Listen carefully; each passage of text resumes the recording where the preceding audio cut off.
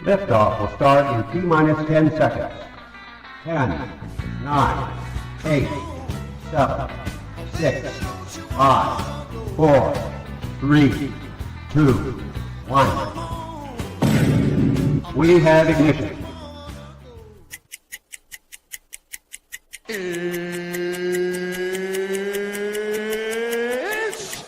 time! Seconds from game 7 or from championship number 6. Short, open, Chicago with the lead! Behind the screen, Harper got a piece of it. It comes off. The Chicago Bulls have won their 6th NBA championship. Tying run at second, 2 out, Pompero over the head of Jenks. Uribe charges, throws, out! And the White Sox have won the World Series. To the far side around the 8-yard line to Hester. Under it, and to the middle with the 15, to the 20, breaks free of the 25, to the 30, to the outside, 40, midfield, 40, 30 to the coast, 20, 15, Hester 5. For the 3rd time in 6 seasons, it's one goal team. The Chicago Blackhawks win the Stanley Cup. A little bouncer slowly toward Bryant. He will glove it through to Rizzo. It's in time. And the Chicago Cubs win the World Series.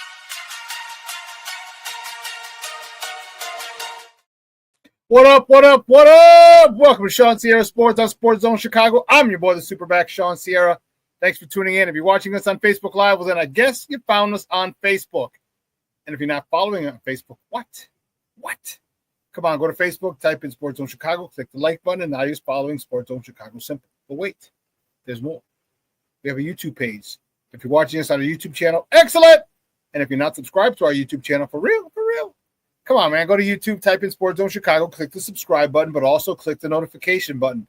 That's the little bell next to it, and that'll let you know anytime a show from Sports Zone Chicago is going live. Get it? Got it? Good. Now, if you want to tweet the show, you can tweet us at Sports Zone Shy. That's CHI at Sports Zone Shy. But if you want to follow me, just me, personally online, you want to know what I did? Let me tell you what I did. I made it nice and easy for you folks. Nice and easy. One handle for Facebook, Twitter, Instagram, Snapchat, and TikTok. All one handle at the Shawn Sierra.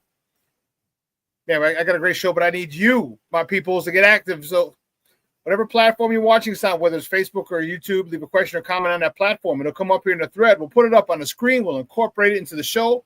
And that, my peoples, is what makes this the best morning Chicago sports talk show around. And that's you. So bring them all, baby. Questions, comments, smart-ass remarks, because ain't nobody scared over here. Like The Rock said, baby, don't sing it, just bring it. Let's check out the chat. The chat is jumping already. My man, Armando Emeterio Lara Jr. is in the house. Junior!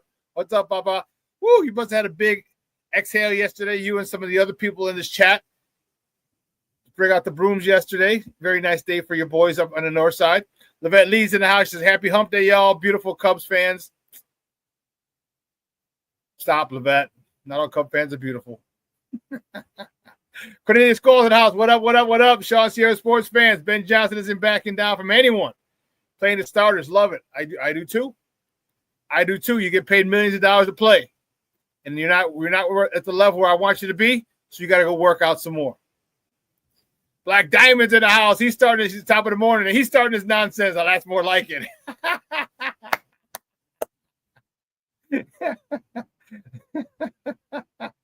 With the blue and red hearts. I got it. I'm just busting your balls, baby. That's all. No biggie. That's the thumbnail for Steve. That's more like it also. Cornelius Scholes with his nonsense. Fly the W. Don't do that. Let's not do that. No, we don't need to do that. Oh man, Armando FGB, you're damn right.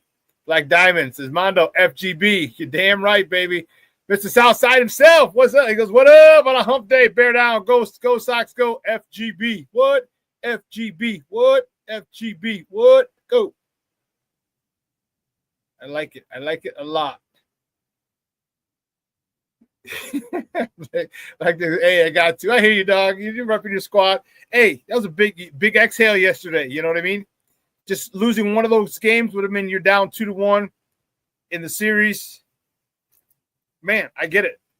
Big game for you guys. Big day for you guys yesterday. You know? So, I hear you. Like I said, just busting your balls. That's all.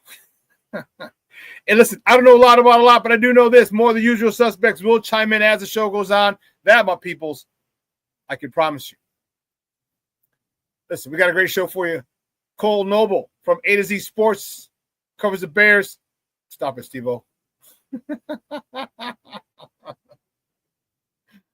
Oh, nothing closeted over here. No, thank you.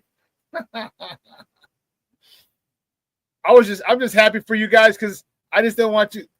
I don't need any. I want your mental health to be all right. That's all I'm worried about. I want your mental health to be all right, Cub fans. Because man, you're going through it. You're going through it.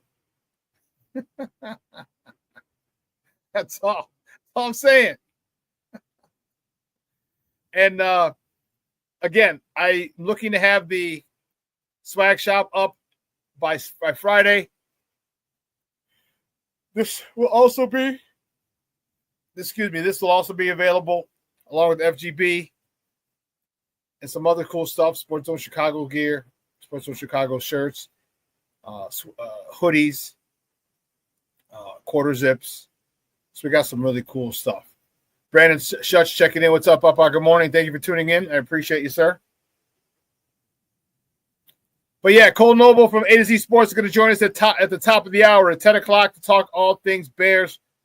Going to get his take on the starters playing, how much should they play, the left tackle position, the running back room. Yeah. A couple other issues that are circling around our Bears. Okay, so Kole Nole at 10 a.m. Man, I'm telling you, it's going to be interesting. All right, the Chiefs are playing their starters. And I'll tell you what.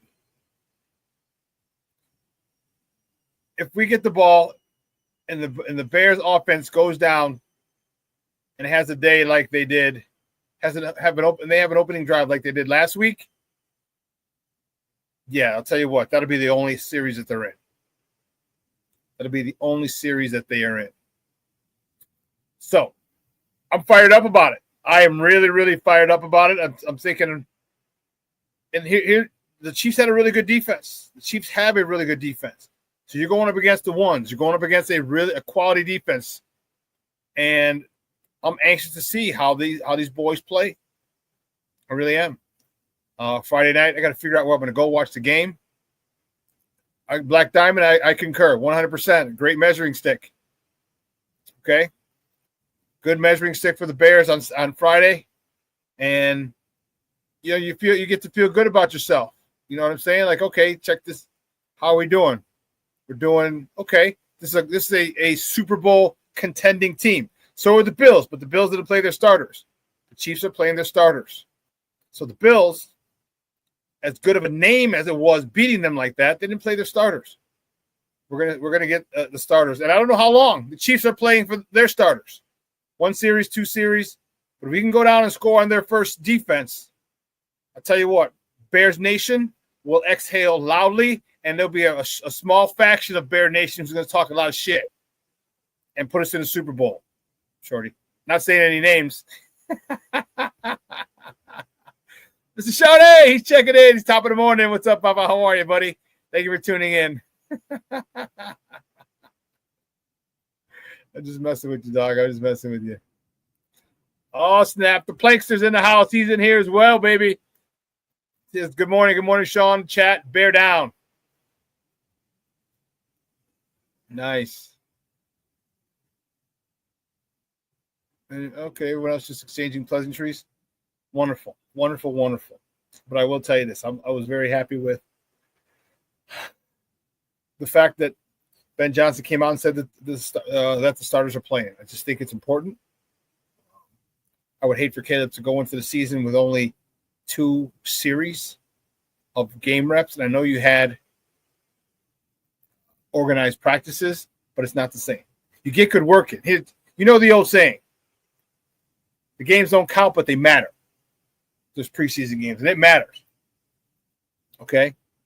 And they matter. I really, to me, with Caleb learning the new offense and the whole offense, the whole team learning a new offense, I want them to get as many reps as possible in a game. Again, I know and you can get a lot of good work in this control scrimmage. Okay, but give me a game. You have it. It's not like you're just flying in. Buffalo flew in for a scrimmage and that was it. For a game, give them live game reps as well. Why not add that to the joint practices that you had? Why not? I just don't. To me, it doesn't make sense. So, looking forward to Friday. It's a quick turnaround, isn't it? Quick turnaround. But then they got a week off before they play the Vikings on Monday night. That's going to be a game. That's going to be a game. So, anyway, Cub fans, how you feeling? How you feeling? Big game yesterday. Owen Casey, the youngster, strapping redhead. Man, oh man, oh man! I tell you what, that young man looks good. You guys have a good minor league system, farm system, and you develop them well. You develop those young kids well. And look at everyone you're bringing up has produced or has contributed in some way or another. In some way or another, every person that you brought up has contributed. And that's awesome for you guys.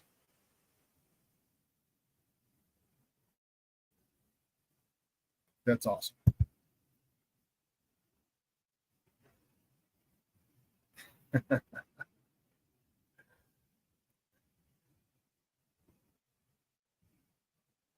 So it's 9:17. Let's get a crack-a-lack and let's do it. We'll talk. We'll go in depth more with baseball after the bottom of the hour. But you guys, you know how we do the first segment of every show is called Top of the Morning. It won't come just when you want it.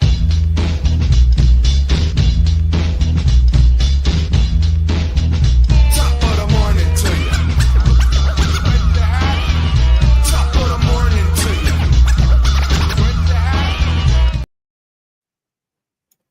Let's see. Which way do we go? Which way do we go? Which way do we go? There we go. We got it. The Cubs. There you go, baby. Your Cub fans.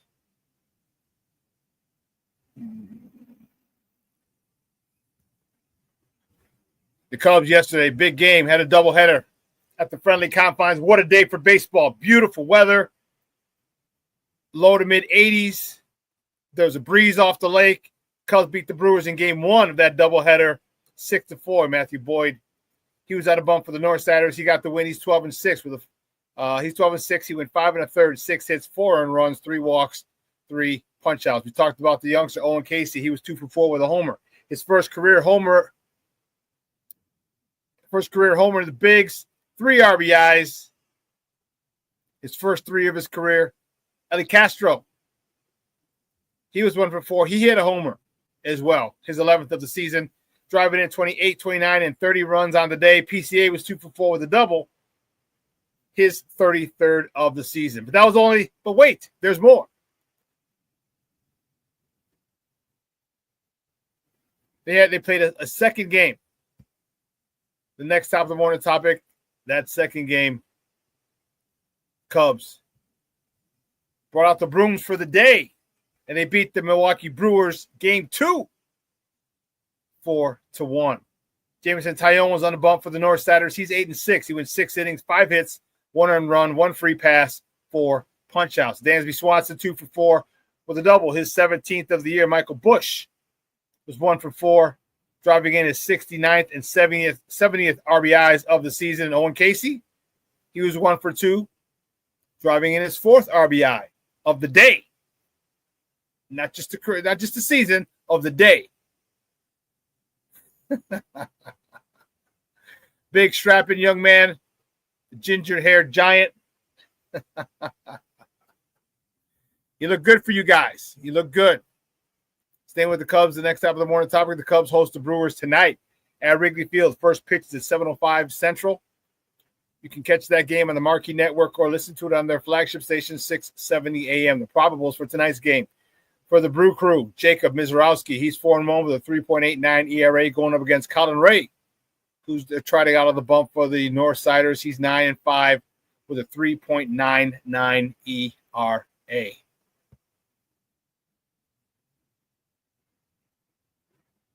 Next up, we want to topic. This was a tough one. The good guys. My good guys fall to the Braves down in the ATL, 11-10. Dude, they had them. How the hell did you score 10 runs and still lose? Shane Smith got the start. He got a no decision. 6 innings, 7 hits, 4 earned runs, 2 walks, 4 punch-outs. Kyle Teal had a day, young man. He was 2 for 5, a double, his 8th of the season, a homer, his 4th of the season. Drove in 4 ribbies, his 16th, 15th, 16th, 17th, and 18th ribbies of the season for the. Great to see him rake it. Luis Robert Jr., La Pantera. He was 1 for 4 with a double, his 12th of the season. He drove in 3.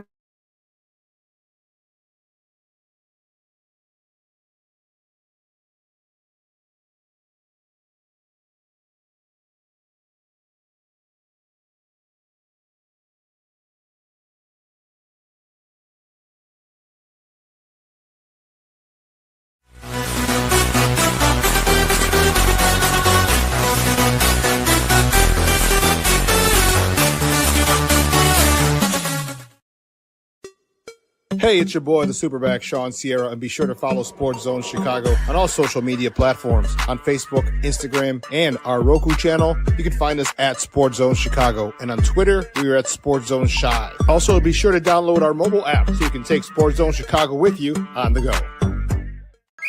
Time out. How are you feeling right now? Happy? Excited? Angry? Overwhelmed? One of the best things you can do for your mind health is to name what you're feeling. It can sharpen your awareness and help you talk about your feelings with someone you trust. Here are 3 questions to ask yourself. Where are your thoughts right now? In the past, the present, the future? Do you notice any sensations in your body? Is your heart beating fast? Is there a flutter in your stomach? Or are you fully relaxed? What do you need right now? Time with others? Time to yourself? Remember, there's power in this awareness. So find ways to identify what you're feeling today.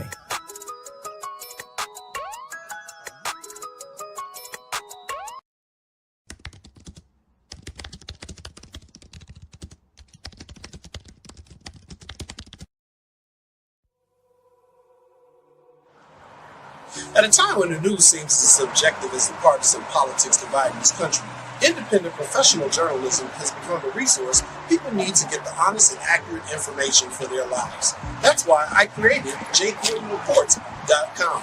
As a born and raised Chicagoan, I know the city better than anyone. So my investigative stories are all original, and they'll go deeper to expose the truth by using information obtained from public information databases and in-depth interviews with the movers and shakers. My future stories will introduce you to people and businesses who are changing the world, not just Chicago. My missing person stories will spotlight those who you don't hear about in the mainstream media, who are often overlooked. If you want to hear my personal views on things around the world, check out my blog site, which is based off of factual information on my life experiences. There's also past episodes of my weekly sports podcast show, What's Up Cuz, that I host with my real-life cousin, Lance Urban. So if you're looking for all this information and more, check out jcoydenreports.com and follow me on Twitter at jcoyden.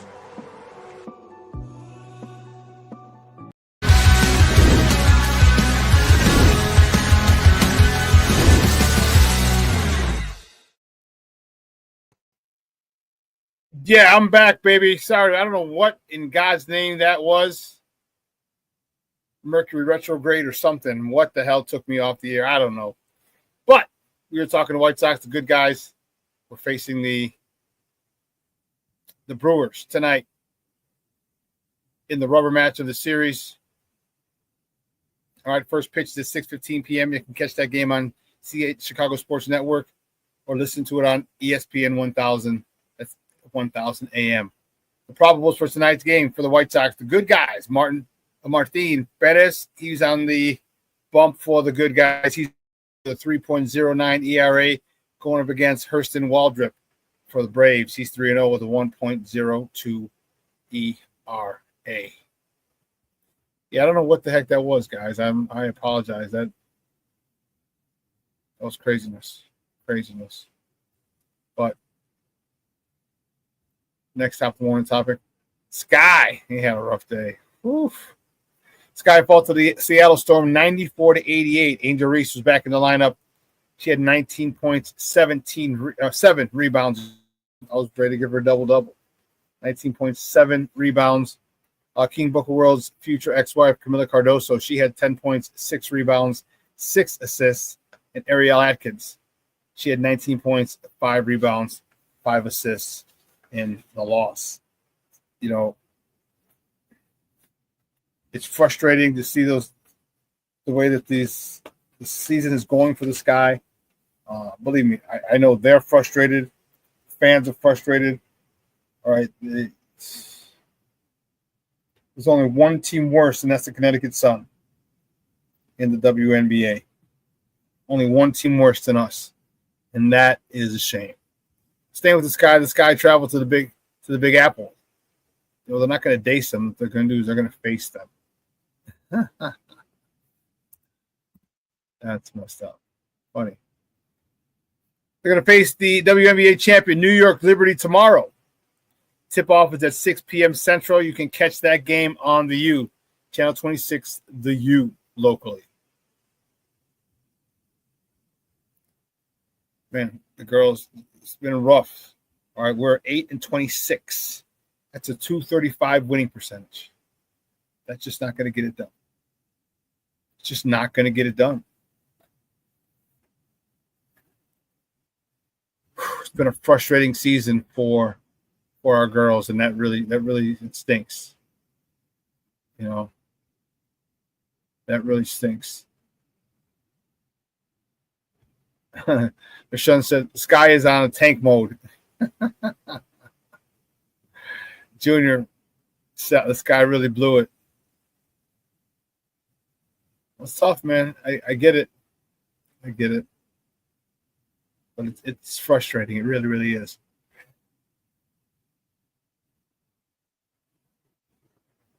Let's check this out. The last top of the morning topic. Bears. There you go, baby. The Bears. Final preseason game Friday. Take this off. There you go. Final preseason game is Friday in Kansas City against the Chiefs. Kickoff is at 7:20 p.m. Central. You can catch that game on Fox 32 or listen to it on the Bears flagship station, ESPN 1000. That's 1000 AM. All right, we talked a little bit about how it's going down. The Chiefs are playing their starters, according to Andy Reid. The Bears are playing their starters, according to Ben Johnson. So we'll have ones versus ones for at least a series. At least a series. 1-0 versus 1D. Our 1D versus their 1-0. It's going to be good. It's going to be, and as Black Diamond mentioned, it's a good measuring stick. It's a good measuring stick for the boys. So what we're going to do, we're going to take a quick break. On the other side of the break, we're going to talk a little baseball. We'll talk Cubs, what they need to do today and tomorrow. It's Kyle Tucker's situation. Talk White Sox as well. So don't go anywhere, folks. Keep it locked right here. Shawn Sierra Sports on Sports Zone Chicago.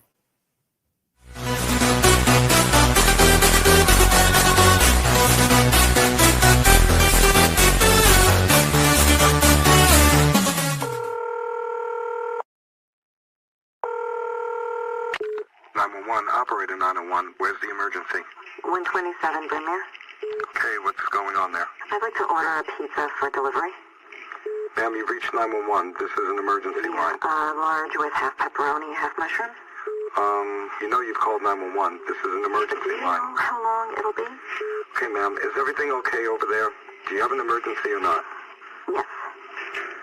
And you're unable to talk because... Right. Okay, is there someone in the room with you? Just say yes or no. Yes. Okay, it looks like I have an officer about a mile from your location. Are there any weapons in your house? No. Can you stay on the phone with me? No. See you soon. Thank you.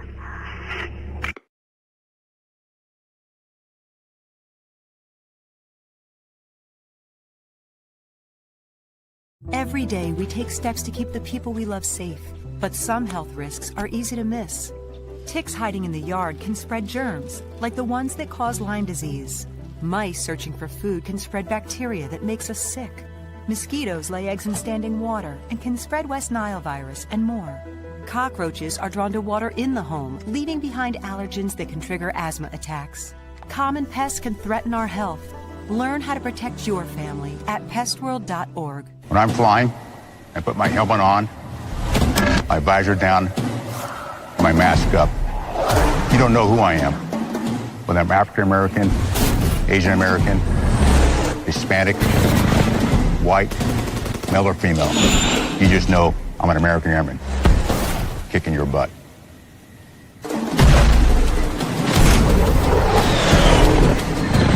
I'm General C.Q. Brown Jr. Come join us. No, I don't know though. I'm scared. I mean, you're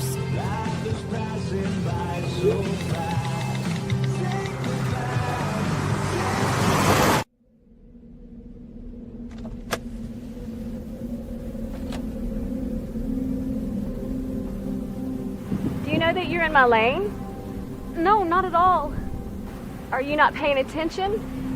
Are you texting? I was just checking in with my mom. I was telling her that I thought we'd be home by 6. It's okay. There's enough time. Just pay attention. I'm not even halfway through my text. There's no way. I'm not even going to look up. My babies are in the car. You have to pay attention. It's just supposed to be a quick text. I'm so sorry.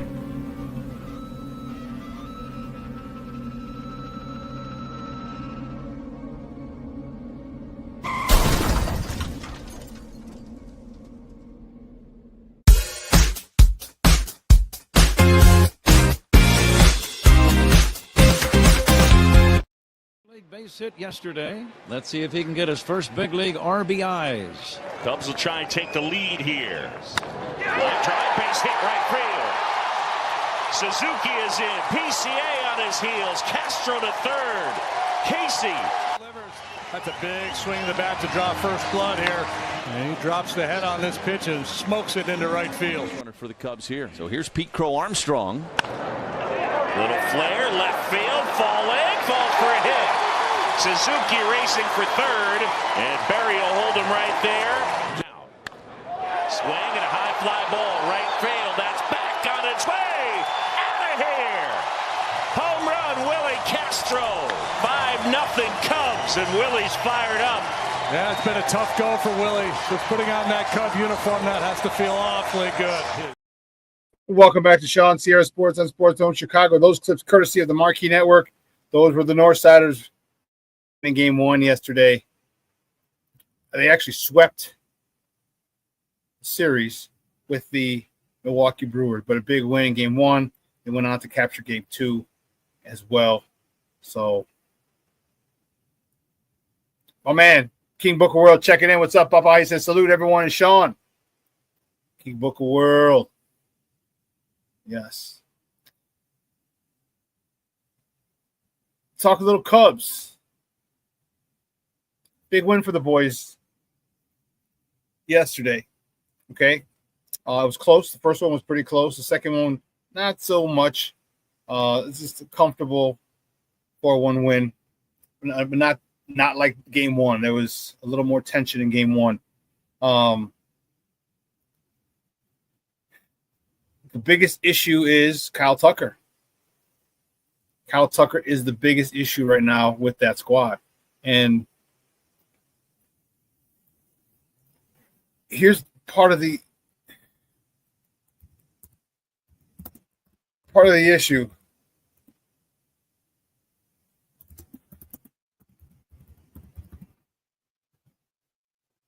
Kyle Tucker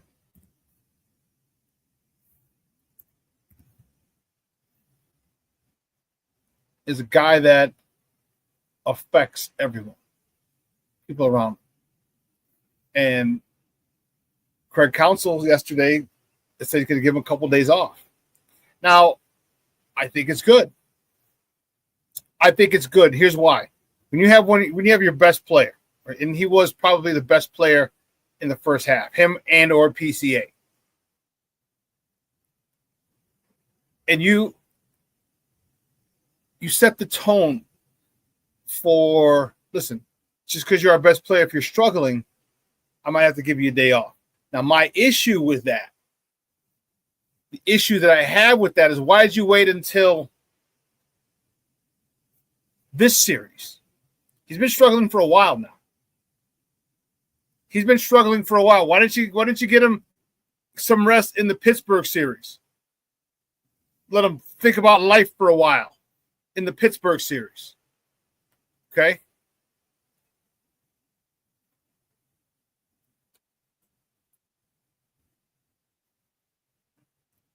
Give him a chance, and maybe that could have brought him out of a slump. You need him. All right? He was part of one of the best offenses, arguably the best offense in baseball in the first half of the year. So people would feed off of him. PCA could feed off of him. Seiya Suzuki, who batted behind him, would feed off of him. Or was he in front of him? I think Seiya was in front of him. Okay? So you're now that he's not hitting, it's pitchers can pitch around people, but truth be told, they don't got to pitch around anyone. There's no one in the Cubs that's hitting. No one on the Cubs is hitting. And I think it's important that he gets his mind right. They're going to need him for the home stretch. They're going to need him for if they lose the division, which is what it's most likely going to be. They need him. They need to win the wild card. All you got to do is get to the playoffs. It doesn't matter. It doesn't matter where you're in. You would like to have the division and maybe get a bye or face a wild card team. But listen, the Cubs aren't really a wild card team. So if the Cubs make it in via the wild card, who the hell's going to want to play the Cubs? Who the hell's going to want to play the Cubs? This is a team with the best record in baseball for a while in the first half. The hottest team in the baseball in the first half. And if you're playing them, you'd be concerned as hell that they start finding their groove. Because what if the last week and a half, 2 weeks, you see them finding their groove? They're just too far back from Milwaukee to take the division, and now they're a wild card. And now you're a division leader who's got to face whoever faces them in the wild card round, the first round, has got a hot team, has got a juggernaut to face. And you don't want the Cubs to get hot. The National League does not want the Cubs to get hot because they saw what the Cubs can do when they get hot in the first half of the season. And Junior said it plenty of times. He's more leery of a hot team, a team on a hot streak, than a good team. Because teams that are hot, they have the ball bounce their way more often than not. They get a lot of lucky breaks. A lot of lucky breaks.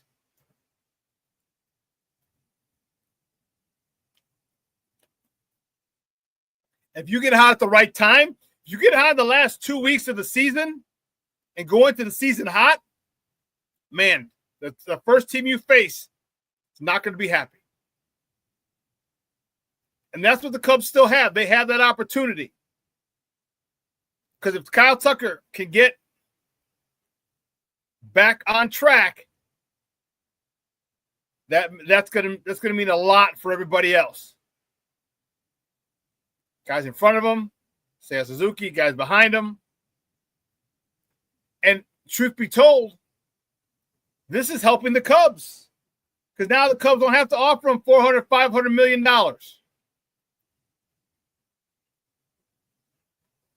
Although, unfortunately, I believe it only takes one person to offer you $500 million for you to bounce.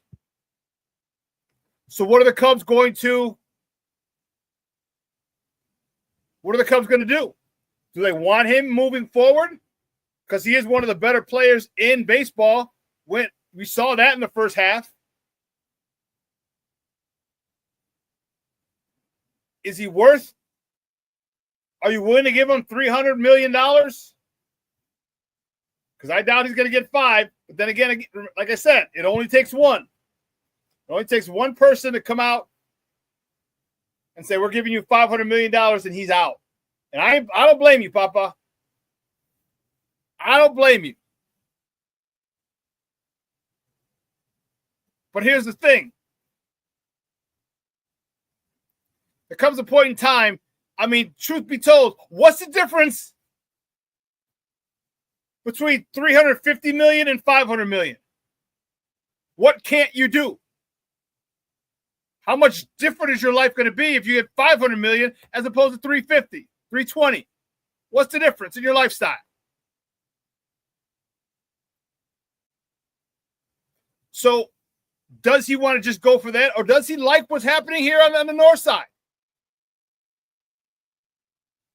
And I'll tell you what, that tough love that Craig Counsell's giving him, like you need to be benched, could be the thing that keeps Kyle Tucker here. It could be. Because now you have respect for your manager big time. You know that, man, when I'm screwing up, he'll let me know. I'm sure they've had conversations, and I'm sure he hasn't told the media exactly how those conversations have gone. I think Craig maybe he just had some tough love. Sorry, young man. You're not playing well. I need you to sit. Period. This is working out in favor of the Cubs.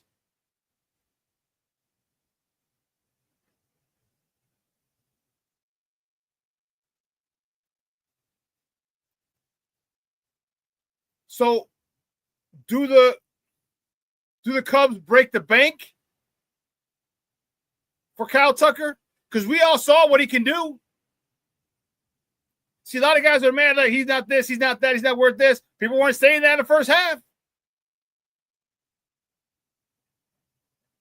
People weren't saying that in the first half.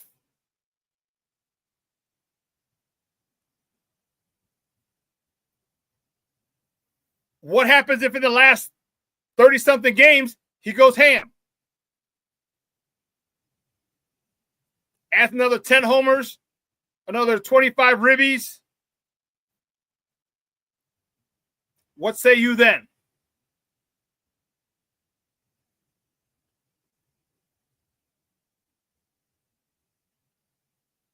What say you then? He's got time. And what happens? I'm telling you, what if you get in the playoffs? He goes into the playoffs hot and gets hotter in the playoffs. There's a chance for that. There's a possibility for that. The PCA comes around and starts hitting. Seiya Suzuki comes around and starts hitting. Dansby Swanson comes around and starts hitting. Matt Shaw continues to hit.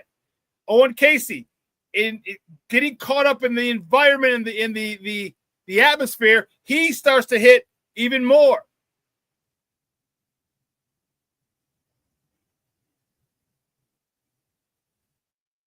The Cubs are an extremely talented team. One of the best in baseball. Again, I highly doubt they're gonna stay in this funk for the rest of the year.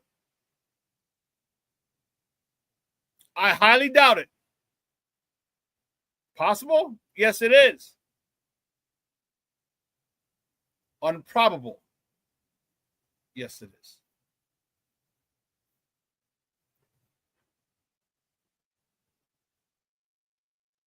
Cubs they got to get back to fundamental baseball. They got to get him on, get him over, get him in. That's it. You saw Owen Casey yesterday, bases loaded for the youngster. Rips a single. That's all you need. He didn't try and do too much with it. He didn't try and put it on Sheffield. Head down, good contact with the ball, base hit. 2-run score. Simple. Sometimes your baseball players will overcomplicate things, especially when you're in a slump. In case he wasn't in a slump. He had every single freaking level down in the minors. He came up with confidence. But I mean, don't worry, this game will humble you. There'll be a stretch where he won't be able to hit a beach ball. And that's where he's going to have to be able to get back. And how is he going to be able to get back? All right, Kyle Tucker, PCA, Seiya, they're all going through it right now. How can you get back? What do you need to do? You need to step away from baseball for a second, not take that extra batting practice, or do you dive in and really go hardcore, really hit the cages, really get back to the fundamentals? It's different for each player. Each player has their own way of getting out of slumps.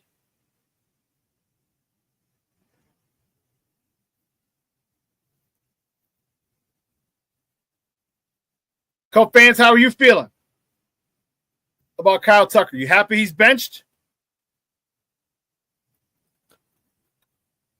I know Black Diamond just wrote, I agree with you. He says, I just don't like that he waited to bench him. Yeah, why? That's what I said. Bench him the series before. Sit him down. Get him to start thinking about life in baseball before the biggest series of the season. Not during the biggest series of the season. You don't want him out during the biggest series of the season. You don't.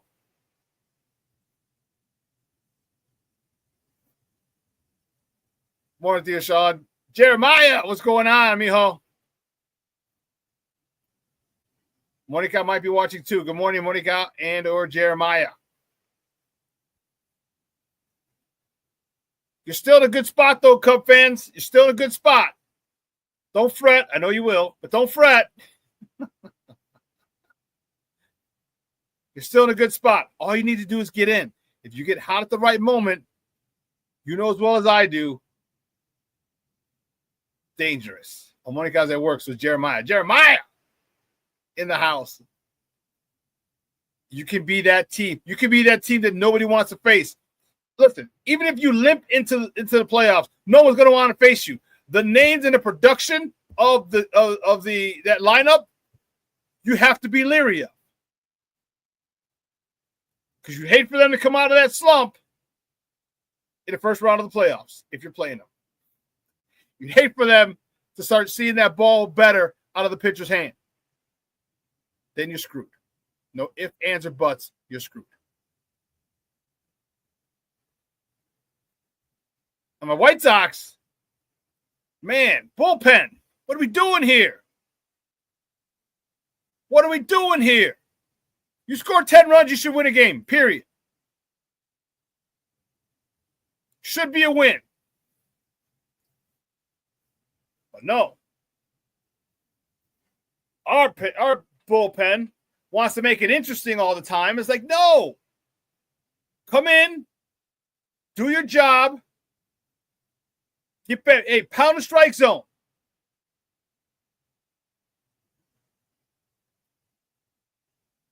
I was so mad when I saw that.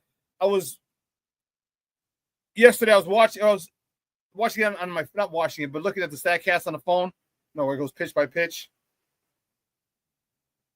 I'm like, all right, cool. They're up 10-9. Okay. Let's get this out of the way. Bottom of the eighth. I look back, 2 runs. Fudge crackers. What do we need to do?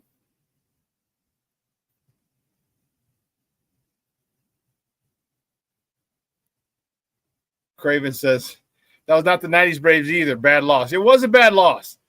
I mean, yeah, and then the 90s Braves team, that was a squad. What, 12, 13 NL East championship titles in a row? Not bad. Couple World Series appearances, one World Series win. Shawn says the Sox manager didn't manage the bullpen very well. Yeah, but when I looked at it, everybody gave up 2 runs. Everybody gave up 2 runs yesterday when he called them in. So as a head coach, what do? You're like, damn, dude, like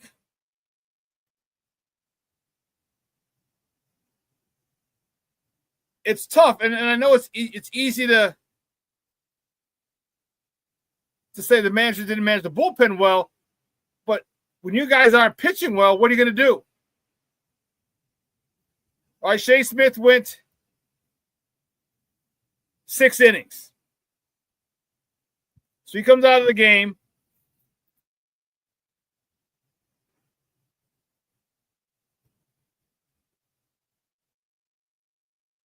Shea Smith comes out of the game with a 10-4 lead. 10-4. Atlanta scored 2 in the first. The Sox scored 3 in the third. Atlanta scored 2 in the fourth. So the Sox are down 4-3 after 4. Sox scored 5 in the fifth. 8-4. 2 in the sixth. 10-4. Shane Smith leaves. Think you're getting a win. Then Tyler Gilbert comes in. He's up 3 runs, 2 earned in a third of an inning. The 7th is where it was a downfall. That 5 innings 5 runs they got that inning, the Braves killed them.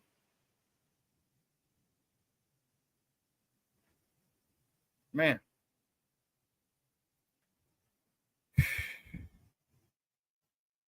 These are games that they cannot lose.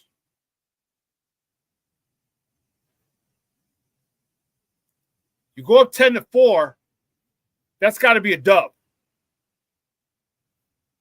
And this is still a young team, and they're still making their mistakes, as we see.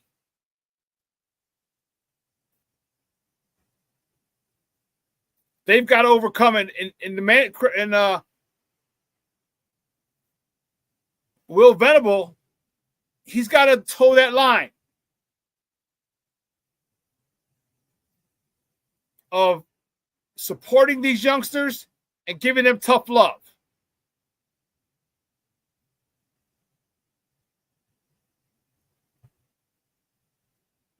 He's got to toe that line because there has to be a point where tough love is needed. Like, stop screwing up.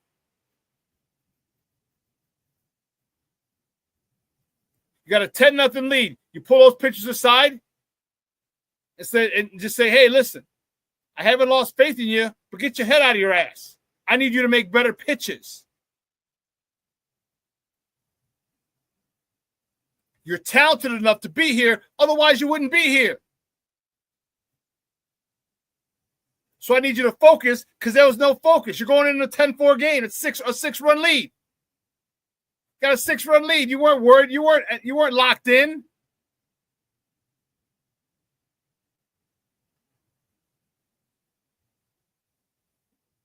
Tyler Gilbert, you're not locked in.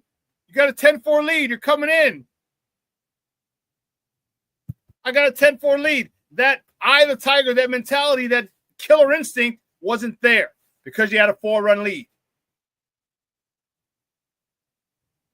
I mean, Atlanta's not a great team. They're 57-69, and they're at a .452 win percentage.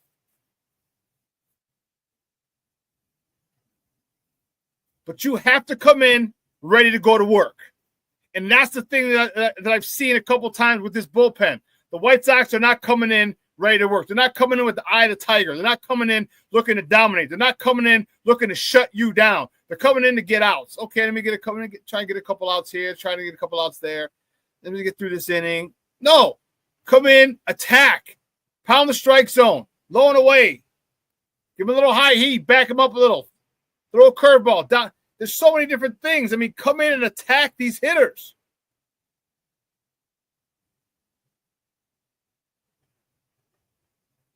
And this bullpen has a lot of talent. It's the mentality that they don't have. They don't have the killer mentality, that attack mentality. And that's frustrating. And Will Venable's got to do a good job of pulling it out of them. Like I said, you got to toe that line between encouraging and tough love. I lean more toward a tough love more than anything. But then again, these players nowadays, they might have an issue and you hurt my feelings and I can't pitch because it's in my head that you yelled at me. And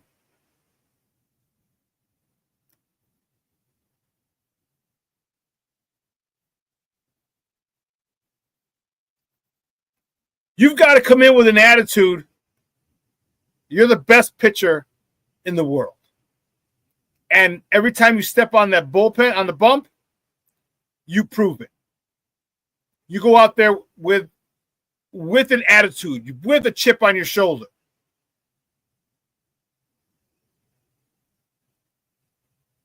Because look, you're not just pitching for the White Sox, you're also auditioning for other teams. If for some reason you don't make it here.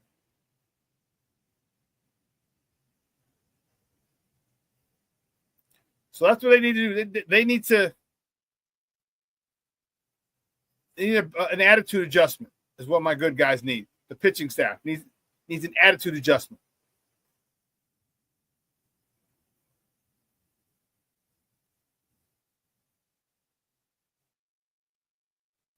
Junior says the Sox need the swagger they had before the All-Star break. Oh, no, right after the All-Star break. Yeah, they do. The Sox need that swagger they had right after the All-Star break. Remember, they were 8-6, 8-4, something like that. Dude.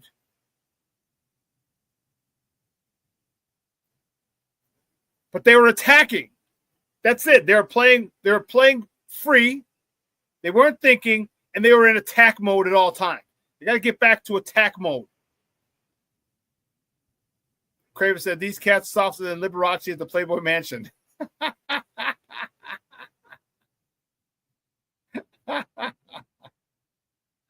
Oh, that's good stuff. That's good stuff. But listen, we're going to take a break. Take a quick break. On the other side of the break, we're going to welcome Kole Nole from A to Z Sports. We got some Bears talk to get into. We got a lot of questions. I got a lot of questions for you people. In my George Costanza voice. I got a lot of problems with you people. And you're going to hear about it. Kole Nole on the other side of the break from A to Z Sports. Keep it locked right here. Shawn Sierra Sports on Sports Zone Chicago. Hey, it's your boy, the SuperBack, Shawn Sierra, and be sure to follow Sports Zone Chicago on all social media platforms, on Facebook, Instagram, and our Roku channel. You can find us at Sports Zone Chicago, and on Twitter, we are at Sports Zone Shy. Also, be sure to download our mobile app so you can take Sports Zone Chicago with you on the go.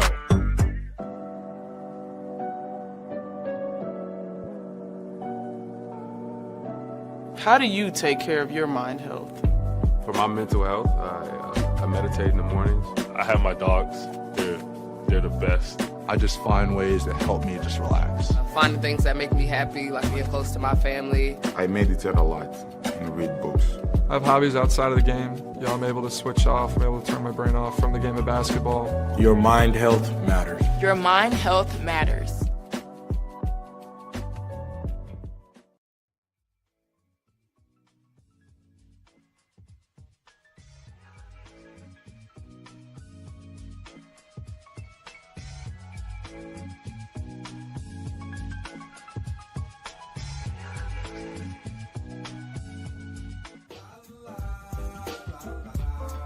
It's a romance sport.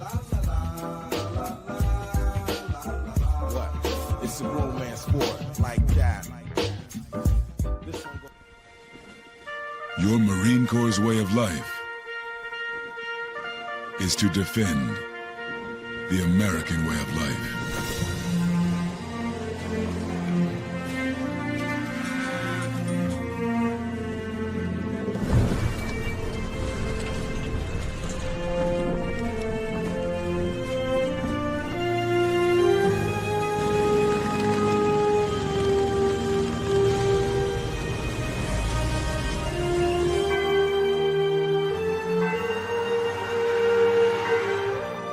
Every day,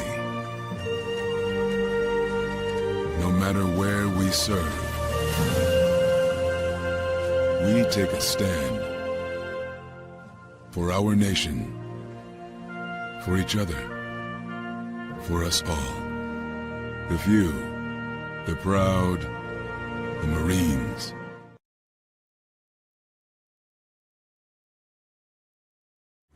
Everybody in a work zone is someone somebody. This is my mom. She works for KDOT. This is my dad. This is my mom. This is my daddy. This is my sister. This is my daddy. This is my son, Scott. He was killed while working in a highway work zone. When you drive through a work zone, drive like a life depends on it. Because it does.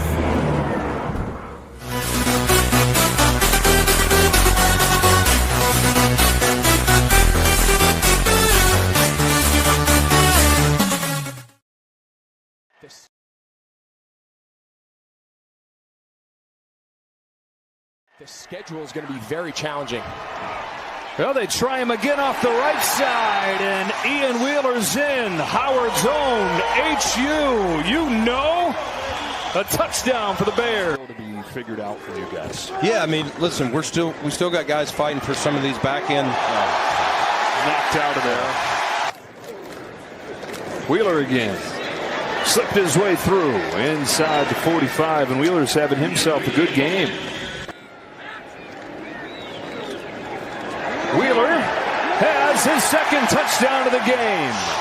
He's able to run. Keep your eyes right here on this double team. Watch what they do. You do not see this very often in the NFL, to take a guy 4 yards back and put him on his. Welcome back to ShawnSierraSports on Sports Zone Chicago. Those clips courtesy of Fox. Those are the boys, the monsters of Midway. All right, this past weekend, laying the smack down on the candy asses of the I Won't Choke Like the Buffalo Bills. Beautiful, beautiful, beautiful ass whooping they put on them. And I understand they didn't play their starters. It's fine. But still, that was still an old-fashioned ass whooping. And I'm not gonna deny it. Those guys are fighting for roster spots. And mind you, our first team only scored one touchdown.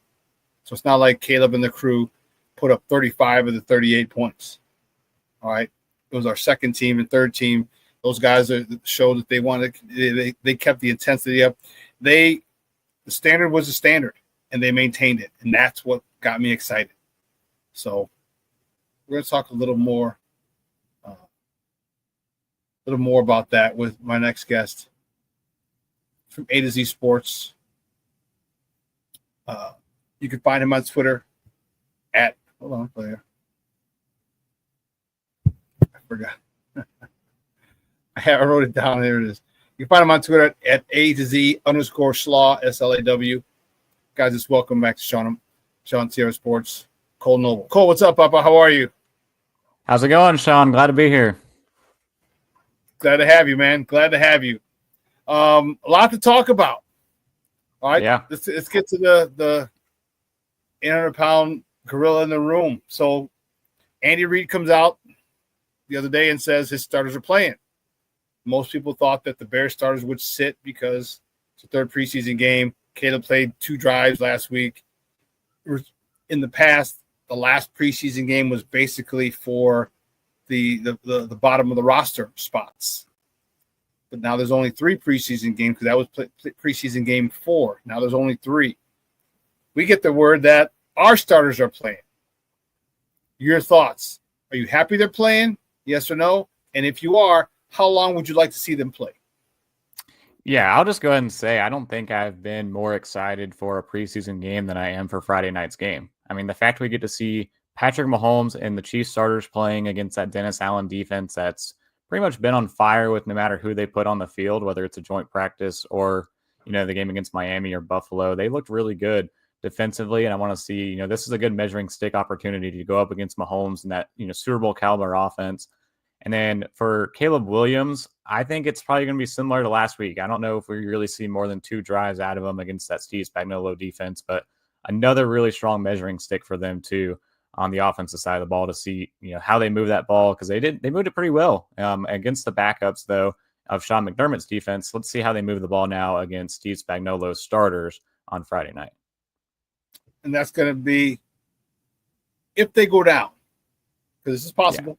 Yeah. If they go down their first drive, regardless if it's the first drive or the second drive, whoever's on defense first, if the Bears' opening drive, they go down and they score, do you think that's it for Caleb and crew? See, that's where it gets interesting because, the first drive is going to be really structured and they're going to have the plays in place like we saw last week, where the second drive, it wasn't the structured plays, and you saw a couple hiccups on some plays. There's 3 straight incompletions by Caleb to end that drive, and then we saw the last of them.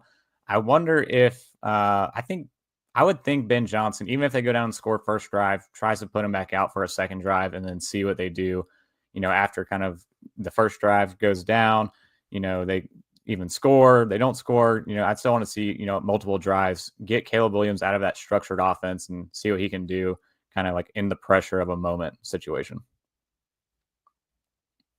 What are you looking for from Caleb from this game? More of the same of what we saw last week. I want to see him, continuing to play, a clean operation. That's first and foremost. I want to see get out of the huddle quick, get on the line of scrimmage. No pre-snap penalties. I think the only pre-snap penalty they really had, actually, I don't think they had a pre-snap penalty with the first team offense. They had the one holding penalty by Drew Dahlman, but the first team offense stayed clean. There was no people out of alignment. There was no false starts, that kind of thing. That's really what I want to see out of this offense, and just Caleb Williams get, out of the huddle, onto the line of scrimmage, get the players in position where they need to be. And then after the snap, just staying in the pocket's the big thing, because in the joint practices, we've heard Caleb Williams has struggled with pressure a little bit. It seemed like they tried to move him around on some bootlegs, and, a couple plays broke down on that first drive last week where he had to make a move and, get out of the pocket and try to make a play. I want to see him stay in the pocket and deliver some strikes like we saw on that, big strike to Cole Kmet on that first drive. More plays like that, I think, would be really encouraging to see out of the young quarterback. Talking about his performance last week, it was 6 for 10, was it? 107 tutty, 130 rating. Give me your thoughts on him on that opening, basically the opening drive where he was like 6 for 7, I want to say. Give me that opening drive, your thoughts, and how you felt when watching him just slice up that defense. Yeah, it was great to see on that first drive. I was really encouraged from what we saw, but again, it was a lot of easy completions, which is what Ben Johnson's trying to dial up for him. They're trying to make it as easy as possible for Caleb to get the ball out of his hands, quick, and then get it in the hands of his playmakers. So, the bootleg roll out where he threw it to Colston Loveland, that was a great play. A quick, great design where, Zacchaeus hit the, end breaker, and they, got it to him quick, and then let Zacchaeus work after the catch and, score that touchdown. Those kind of things are what we're looking for. But even, I want to see some more connections with Rome Odunze. We talked about all offseason pretty much how the chemistry between him and Odunze has been a lot better going into year 2. But then that third down on that second drive, he tried to hit the comeback to Odunze, and it was just outside of his reach. So I want to see those two, connect a little bit more this time around, just to see how that connection is really growing going into week 1. Guys, we're on with Kole Nole. He's a Bears writer for A to Z Sports. Talking Bears football here on ShawnSierraSports on Sports Zone Chicago. Give me your thoughts on DJ. Would you like to see DJ more involved? I know he had a catch or two in the game on Sunday, but the talk seems to be a lot about the chemistry between Caleb and Rome, and then Luther Burden, has really jumped into the mix. And then Zacchaeus says, "Hey, don't forget about me. Watch this. Let me take this to the house after I catch a slant." What are your thoughts on DJ Moore? Do you expect him to have a good year, or do you think his production is going to decrease because of Rome, because of Zacchaeus, because of Kole Nole? I think they're going to get really creative with DJ Moore, and I don't think we're going to see that until the regular season. So I think they're trying to be kind of a little secretive of how they're wanting to use him, because we've seen some plays where he's working out of the backfield and he's lining up at running back. I don't think we're going to see any of that on Friday. I think they're going to hold some of those plays until the regular season, and I just want to see if they can get the DJ Moore back from 2023 in this offense, and mix it with the 2023 DJ Moore and the 2024 DJ Moore, because those two very different players that we saw during his 2 years in Chicago. So I want to see, can Ben Johnson make him a downfield player again, and get a player where on play action post and play action verticals you can get the ball down the field 20 yards down the field to DJ Moore, while at the same time using him on those screens and quick plays. So I think he's going to get fed a lot of targets within this offense, and I don't think he's going to go anywhere. And come regular season, we'll see his name, popping up a lot on the stat sheet. Well, I hope so. I'm a huge DJ Moore fan. I love him. He was our first stud wide receiver we've had in a while. And I was happy that we got him. I was happy for him because we had, we thought it was going to be a nice relationship between him and Justin Fields, and he ended up having his best year of his career. But now he's got to develop chemistry with Caleb. And if he can do that, I still feel that DJ Moore is one of the better receivers in the NFL, and he can be our true number one with Rome Odunze, with Luther Burden, with Kole Nole, with Cole Kmet, with DeAndre Swift. And I think he can really, really do a number and probably make a Pro Bowl and maybe an All-Pro. But I'm concerned with that chemistry. Do you feel any concern with the chemistry between Caleb and DJ? Not a whole lot. I don't think there's really concern there. They seem to be on a good headspace together. And again, it's just, dialing up the easy completions for Caleb. And DJ is kind of a welcoming target, especially in the short yardage. He's quick off the release. He can get open in space. And then, especially on the crosser routes, that's where it's really going to be killer with DJ Moore. When he's hitting like the long crossers, 15, 20 yards down the field, and you get it to him in stride, that's the plays that are really going to be money for that connection, where it's going to be easy. You get the ball to DJ over the middle and then just let him work after the catch. You mentioned something that I've been saying a lot, and I'm glad you brought it up, and I wanted you to obviously get your take on it. Getting the ball to the playmakers. Yep. All right. Do you think Caleb has finally learned or will learn soon? I don't need to throw the ball 30 yards downfield. I can hit a guy in a slant and have Zacchaeus go between two defenders, hop back outside, leave one, diving at his legs, and he can score a touchdown. I get credit for all 38 yards, and I don't have to put it 38 yards in the air. Do you think Caleb will finally come to that understanding that I have a hell of a lot of yards after catch, or run after catch, whatever you want to? Guys, I got DJ Moore, I got Rome Odunze, and I got the guy who led NCAA in all yards after catch last year, Luther Burden. And, oh, by the way, Zacchaeus guy we just got, he looks pretty damn good at it too. Do you think, how soon before you think Caleb gets it? Like, I don't have to throw the ball. Let me get it to the guy. They're getting paid too. Let me get it to my playmakers and let them make plays. Yeah, I think it's going to happen pretty quick. And if it doesn't happen pretty quick, Ben Johnson's going to let them know, hey, this is the standard and this is the way this offense runs. You need to get this ball out quick. You can't just be sitting around being, a statue in the pocket or trying to make something, happen, moving around and taking, 8-10 seconds after the snap to try to make a play. You got to get that ball out quick. And there's reads in this offense still. It's not like a one read offense where, you catch snap, throw to your first read. There's still, a progression to it. And I think that if it starts taking a slow amount of time, if it's Friday, if it's week 1, if it's week 4, at some point, like Ben Johnson will get it through to his head, like, hey, you got to start taking what they give you immediately, get the ball out of your hands. And, I think he's going to be pretty welcome to that idea because it's going to help him. And it bodes well with his strengths as a quarterback of, having a quick processing speed. And, he gets into an issue whenever he, kind of stays there and he's processing for too long and, takes a sack or, starts getting pressured. So it's the best for both sides. Getting the ball in the hands of the playmaker immediately is what Caleb needs to do as a quarterback and what this offense needs to do to be as efficient as possible.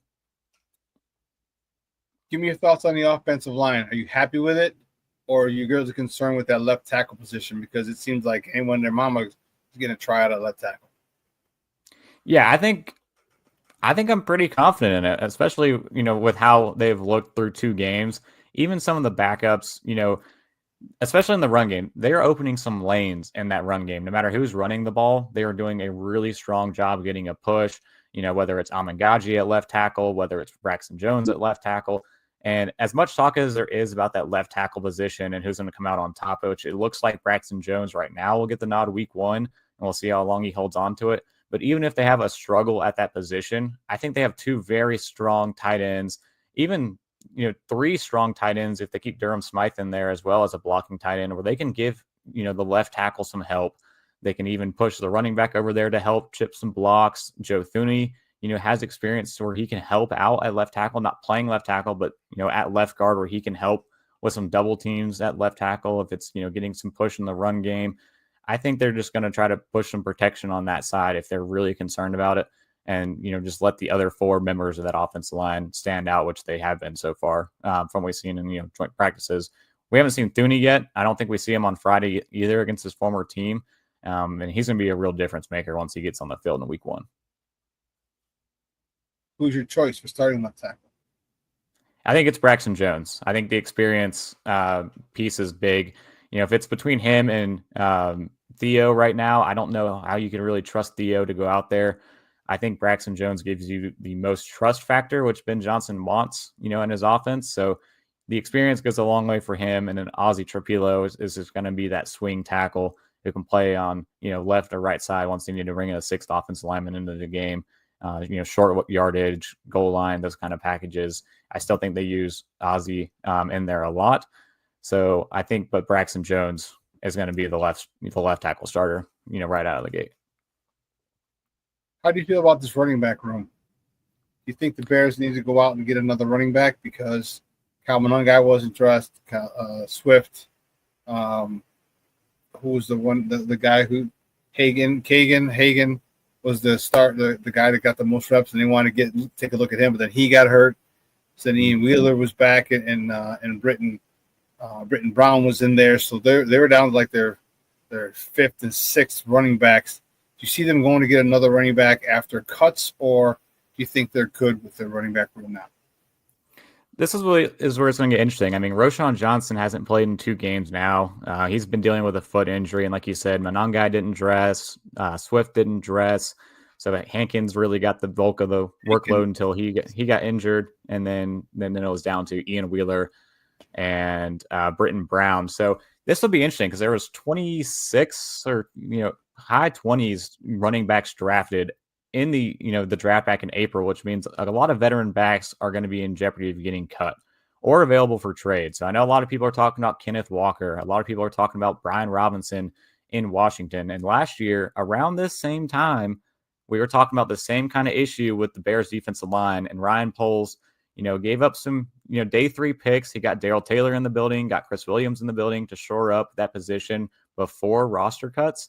So if you wanted to make a move and they weren't happy with the depth in the running back room, you can offer a day 3 pick for a Kenneth Walker or a Brian Robinson, a player that's on the last year of their rookie deal that can come in and kind of aid that position if they feel like it's not good enough. But I like what I saw. Hankins ran well. Even Britton Brown ran well. Ian Wheeler, I think, has a strong shot if he has another big performance to make a really tough roster consideration. And then we saw, like I said, we still haven't seen Roschon Johnson at all in the preseason. So if he can get on the field and come back from that injury and provide some kind of reinsurance, I can see a move not being made. But if he misses another game and Monangai doesn't dress, then you have to start wondering if you can go out and try to get it back before the cut downs happen around the league. Is Roschon making this roster, regardless of whether he plays Friday or not? I would think so, just because as a goal line back, he was effective and they like him in that role again. But that injury, like I said, is concerning. We don't know how bad it is. And honestly, we haven't heard Declan Doyle. We haven't heard Ben Johnson even talk about Roschon all throughout training camp, which is pretty alarming to me that they keep bringing up Monangai. They keep bringing up Swift. So I don't know how this staff actually feels about Roschon Johnson because we haven't heard anything about how they even feel about him to begin with. So when it comes to roster cuts, he would be a surprise cut if he didn't make this team. I would be surprised if they went that direction just because, again, we don't know really how they feel about him. So right now I've been putting him in the roster. When I do like a 53-man roster projection, I'm still putting Roschon in there just because he's, seems like the starting goal line back whenever they've been doing goal line packages earlier in training camp. But we'll see. I hope he gets on the field on Friday to show us a little something. Well, we know they love his character because that's all they talked about. He's such a great young man. He's such a great character. He has great character. He's a great character. He's got great character. Like, yeah, but is he a great running back?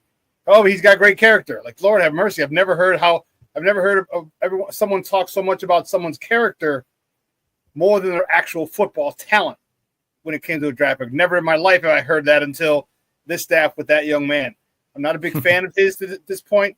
I would love to see him be a little more productive as the goal line back, because I think that's what we need. Give me your thoughts on Kole Nole, this youngster out of Rutgers. People are talking shit about him. All right, he's short. Doesn't have speed, but this guy led the Big Ten in rushing 2 years ago. He was second in the Big Ten in rushing this year. It's not, and that's not the Big Sky Conference. You play the Michigans, you play the Ohio States, you play these Wisconsins, you play the Marylands, you play the Penn States, you play some big boy ball. And not only did he lead the Big Ten in rushing 2 years ago and second last year, he hasn't fumbled in like 27 years. He hasn't fumbled in college, he didn't fumble in high school. And this guy doesn't get knocked down just by a big blow. He has great contact balance. Give me your thoughts on Kole Nole and what he can do, the potential for him to do in this offense. Yeah, I think Kole Nole is like a coach's dream. Every coach that's talked about him, whether it's been Bieniemy, Doyle, Johnson, they all have been raving about this guy because he's wicked smart in the field house. Like he's getting the plays, he's getting the playbook down, and he just runs with such a hard style. Yeah, like he doesn't have the elite speed, but this man, like, he's bouncing off defenders. NFL defenders now that we've seen in that first preseason game against the Dolphins, just bouncing off defenders, picking up extra yards when the extra yards weren't there, from the blocking, and he was still able to make something happen. I know he had some issues in pass blocking and, picking up some some blitzing linebackers, and I wanted to see him against that Bills game and to see how he, improved in that, facet of the game. But obviously we know he didn't get the dress out, and we don't know really what he's dealing with right now and, how long that, can hold him back. But if he gets on the field on Friday, I want to see him, pick up some blitzers again and try to bounce back in that area of the game. But running the football, man, this guy, he's tough-nosed as it gets, and he's going to give you hard yards if you need it and can bounce off defenders and make things happen. And even, like, he's got some soft hands. Don't think that he's just in there to pick up hard yards. He can get in there and catch some passes as well, which adds another layer to the offense once Monangan gets on the field. So I do think that he's going to be a factor in his rookie year and, mix in and kind of spell this backfield, because I don't think they're going to give Swift near as many carries as he got last year. I called Kole Nole. I called him Aston Genty without speed. That's same. He does the same things. And again, you lead the Big Ten in rushing, second the following year, second in rushing in the Big Ten. That's something to hang your hat on. As I said, that's big boy football.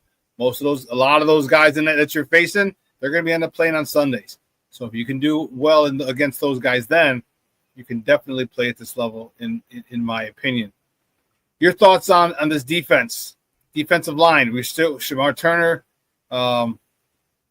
still not playing there. Hopefully he's back soon. But Grady Jarrett should be an upgrade. Andrew Billings, Gervon Dexter. Talk to me about that rotation of defensive tackles and one of the three techniques. And are you think we're good at those two spots? Yeah, I think we're good on the defensive line. I know Dennis Allen, it seems like, is wanting to have a different type of rotation. It's not going to be like 8 different people getting on the field at different points, but it's more so of like a positional rotation. He's going to move Deo inside. He's going to kick Gervon outside on some plays. But with Grady Jarrett, what a difference he's going to be. Another one we haven't seen like Joe Thuney, because he's played so many games in his career. He doesn't really need a ramp up preseason action. And when we see him in week 1, I think the aggressiveness is going to be infectious to that rest of that defensive line of what he's going to bring to that unit and the push he's going to get from the inside. And, Andrew Billings, he had a couple of good snaps against the Bills too. I mean, he had that one sack where he was able to collapse the pocket.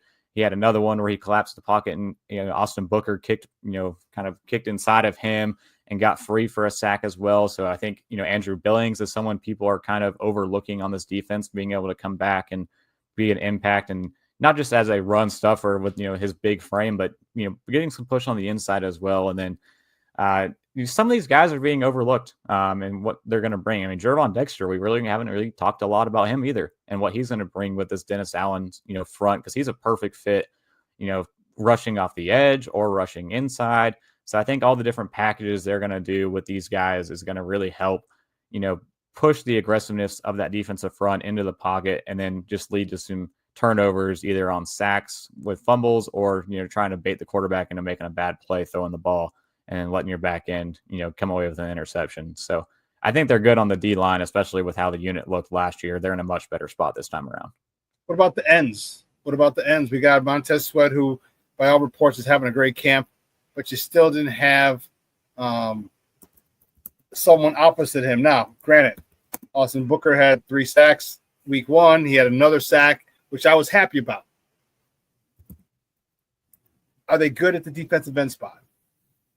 Yes, this was interesting for me when I went through the 53-man roster projection earlier this week, because I only kept 4 defensive ends, and Sweat, Deo, Austin Booker, and Dom Robb. So I think with those 4, that is sufficient enough for what they need, especially when you think about Gervon Dexter kicking outside and Shamar Turner potentially kicking outside on a couple of things as plays as well. I think they're good there. I think Montez Sweat's going to have a much more productive year this year without battling the injuries and the different, lower leg injuries he dealt with last year will be a much more of a factor. Deo Odengabo is the real, question mark, because we've seen flashes of him back in Indianapolis where he looked like he could be a legit pass rusher and a legit weapon off the edge. And this scheme seems like it fits him a lot better with Dennis Allen, but it's just what we see from him on the field be really telling. But with 4 people, I think they're fine enough there to really make something happen as terms of like pure edge rushers. And the other thing with Dom, Robb, and Booker, they both left the game with injuries last week, and they didn't bring any edge rushers in to work out yesterday. They brought in 3 running backs for a workout, which tells me something about how the running back position's potentially looking, but they didn't bring in any edge rushers. So I think Booker and Dominique Robinson should be fine with their injuries. And once we hear from Ben Johnson later this week, we'll know that for sure, but I think that they're fine at defensive end. If it becomes a big issue, they can try to, find ways to get production elsewhere, like they can on the inside or moving some guys around, but I don't think any additions will be made to that room. That secondary looks like a mass unit. All right, we just saw Terrell Smith go down, which was a non-contact injury, and those are usually the worst. So I can't wait to hear. I guess I can wait because I probably have an idea of what it is, but talk to me about your confidence in this secondary. Jalen Smith worked out before the game, looked good. Backpedal, turn and ran, that whole thing.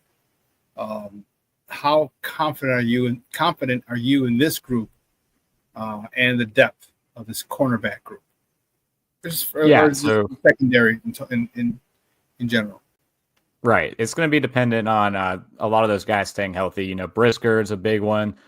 We've already seen Jalen Johnson with his leg injury. Like you said, he's kind of working his way back and looking good during the pregame warm-ups. So he should be still on that timeline to be back and ready to go for week 1. But Kyler Gordon's been dealing with some hamstring issues as well, and he's been out of the lineup.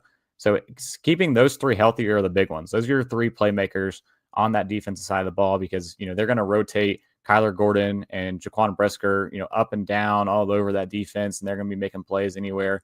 Jalen Johnson's going to be shattering your number 1. And then they still have that open number 2 job. Is it going to be Nahshon Wright or is it going to be Tyreek Stevenson? I think they rotate both of those guys. Both of them, have nice length and nice size for, what Dennis Allen and Al Harris are looking for. And I think you can kind of mix up their playing style. Tyreek's a little bit more physical, a little bit more opportunative. And then, Wright's a little bit more safer in coverage. So I think they kind of mix that position out and, rotate those guys to keep, a fresh, quarterback 2 field at all times, because it's going to be a heavily targeted position opposite of Jalen Johnson. Quarterbacks are going to go that way. You want to keep that position safe and, as healthy and fresh as possible. And the other one with Terrell Smith going down that I think could make a roster push right here is Nick McLeod. He's kind of bounced around the league a little bit, and we've seen him play in the nickel on Sunday. He's taken some snaps on the outside as well. Dennis Allen's mentioned him by name. This is a big opportunity for him now to make a roster push with him and Josh Blackwell being potential depth guys in that nickel position. And he gives some versatility as well that can play outside. So I think that's a big opportunity for him to step up into on Friday against the Chiefs. Are you concerned if Jalen Johnson cannot be ready week 1? Like I said, he was working out beforehand the game. He looked good, but again, he didn't play. Are you concerned if Jalen Johnson isn't ready for week 1? How do you see this playing out if that's the case? If that's the case, I think that the Bears should be able to hold their own just because the wide receiver position in Minnesota has been so banged up. I mean, we know for sure now that Jordan Addison's going to be suspended during that week 1 game, so he's not going to be on the field. Justin Jefferson's been having his own hamstring problems and getting ramped up and ready to go. I think by week 1 he should be a Justin Jefferson that you still have to prepare for and put 2 guys on throughout the entire game. But I mean, it sounds like right now Minnesota is being active trying to find another wide receiver to add to that offense before week 1. So I think if Jalen Johnson just misses that first game, I think they still should be fine based on how some of these guys have looked throughout camp and joint practices, and then the ones that have played in the preseason. I think they've been fine in coverage. They're not allowing any big plays. They're kind of flying around and being sticky in coverage. So I think they should be able to hold their own. Even if Johnson's out and Jefferson's in week 1, I think it's still, they should be able to hold their own. Guys, we're talking to Kole Nole. He's a Bears writer for A to Z Sports. We're talking Bears football here on ShawnSierraSports on Sports Zone Chicago. Ben Johnson's doing this for the first time. Okay? It's easy to make decisions when you're not the dude making the calls. When you're not in that captain's chair, it's so easy to make those calls. Where do you see Ben Johnson possibly having an issue as a head coach in regard to this being his first time? Is it time management? Is it timeouts? Is it getting the plays in? What do you see that the possibility of him maybe having an issue to start? I don't think he'll have any issues getting the plays in. That seemed to be working well, even with the second and third team offense. They're having a good operation there. Very rarely are they like below 10 seconds getting the snap off. So they've been really good in that facet. He gets the plays in quick. I think he's had the first situation where it was a 2-minute drive in the Miami game. They were able to it was a one play. They got out of bounds, Luther Burden, and they were able to kick the long field goal. Right. The last week they had a couple issues with the same situation. Badgett came on the field with 1:05, I believe it was, and they weren't able to get into a field goal range. So I want to see kind of those big situational end of half, end of game moments to see, how he structures that offense and operates the timeouts. That's a big thing for a head coach that an offense coordinator never has to deal with. So how he operates with that will be big. And then I want to see does the aggressiveness, get the better of him. We've seen him already on 2 games going for it on 4th down a lot, whether it's in the goal line or short yardage. He's taken a little bit of that Dan Campbell mindset with him.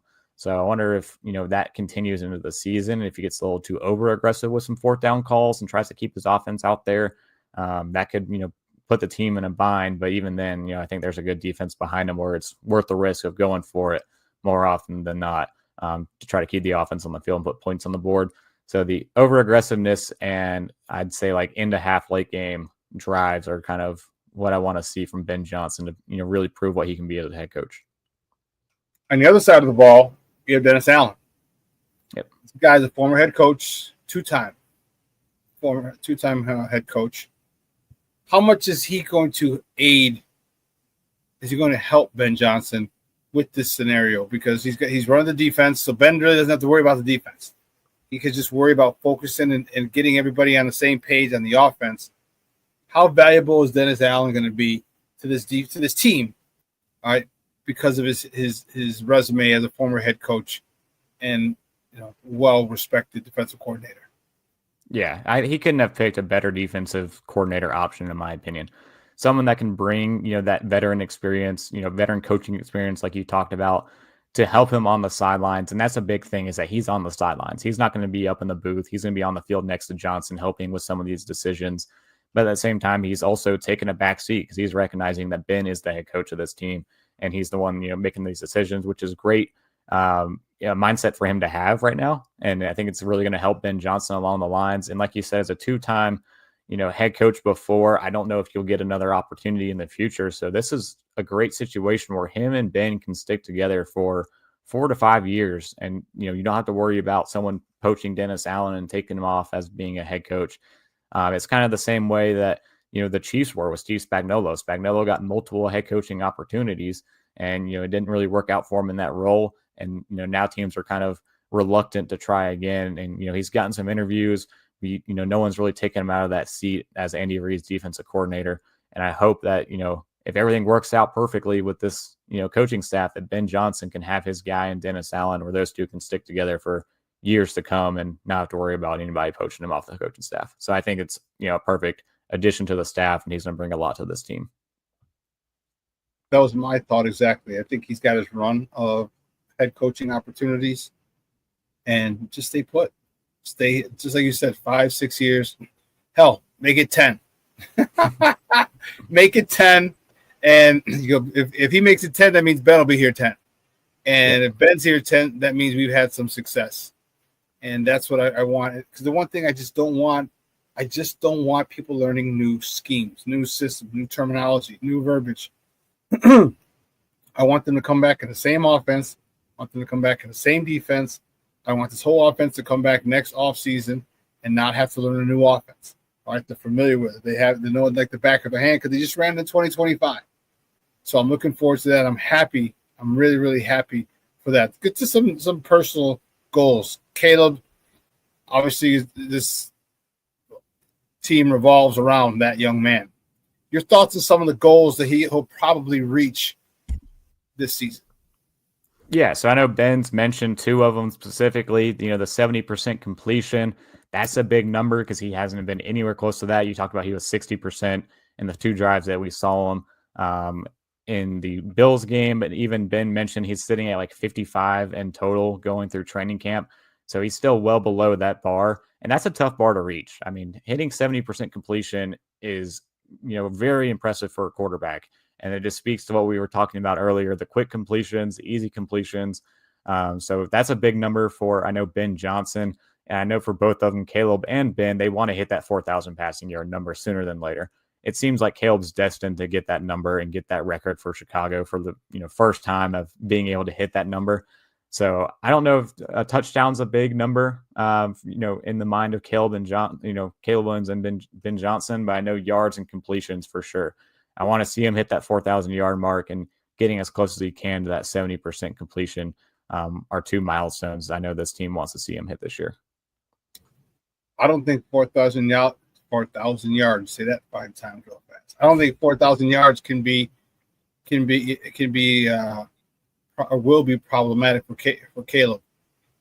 He had 3,500 last year, and that's with that whole shit show of a circus that was going on with the offensive coordinator being fired, and then Thomas Brown stepping in, then the head coach being fired, and Thomas Brown going to being the head coach, and he still got 3,500 yards. It's not like he had 3,000.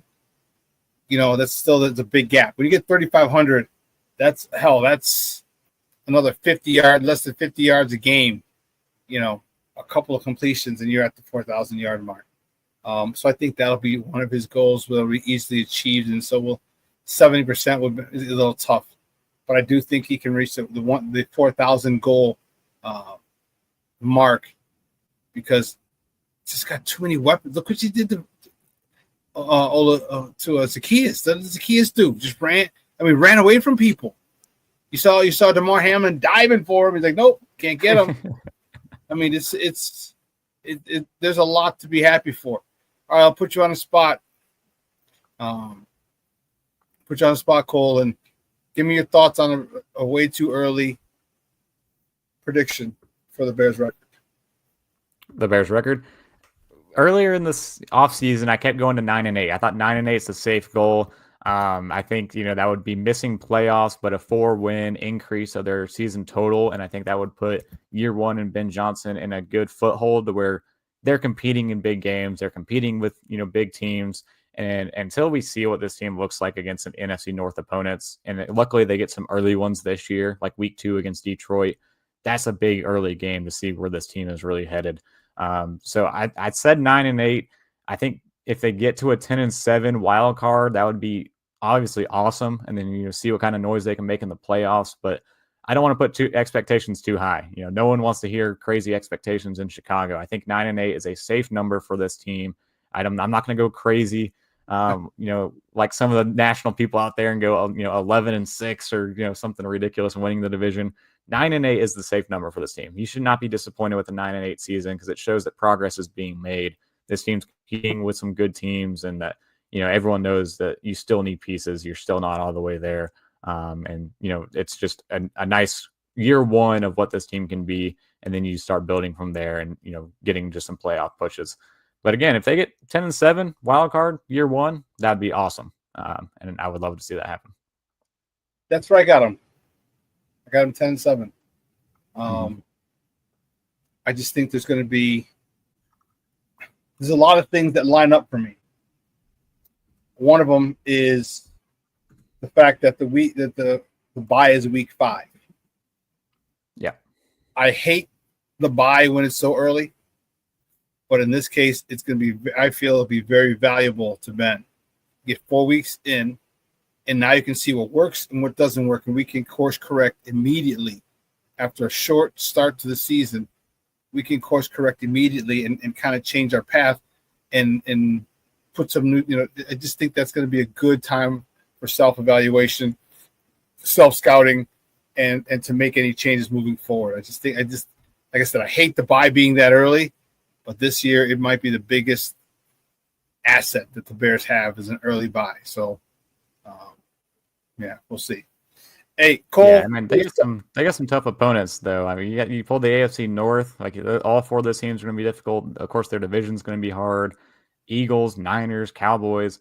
I mean, there's very few layup games in there where you can go ahead and chalk them up as wins. I mean, the only ones I'm looking at are like Browns, Giants, like Saints. So those are really the only 3, maybe even Raiders, as chalk up wins. Just looking at it, there's a lot of tough games in this first year with Ben Johnson where we're really going to see what this team's made of in year one. Let's look at it real quick. Okay. The Vikings, that's the only team that scares the hell out of me in the NFC North. They scare the hell out of me. Look what Kevin O'Connell did with Sam Darnold last year. Okay. Mm-hmm. J.J. McCarthy, I know he was hurt. That was a redshirt year. He got a chance to look at that offense from a different perspective, from a coaching perspective, where he's able to see what Sam Darnold did well, what he didn't do well. And I think having that, and I'm not going to say he's going to do exactly what Patrick Mahomes did. I'm just going to say that he's in the exact same situation because for all intents and purposes, Patrick Mahomes didn't play his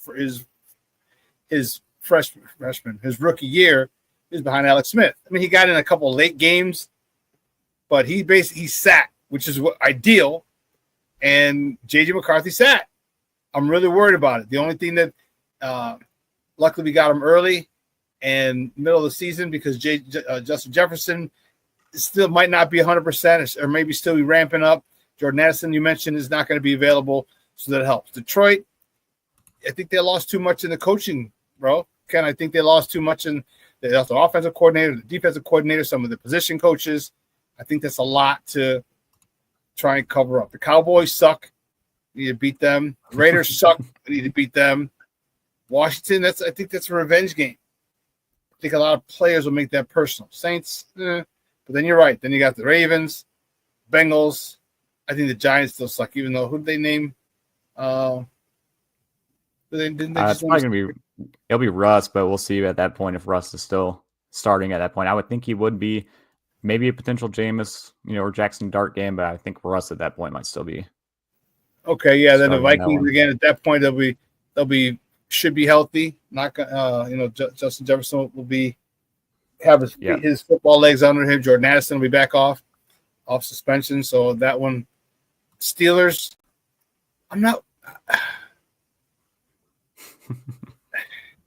Yeah, Aaron Rodgers, that's a tough one. That's a tough one.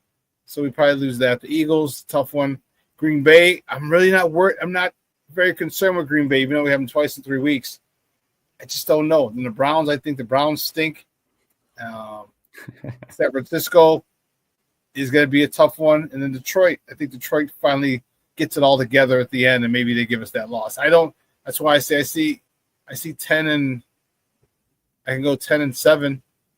I can easily see 10-7, and some of those teams might not have the same record or be as good as they were the year before, because every year things change. Players leave, impact players, and let's not forget the Lions lost Frank Ragnow.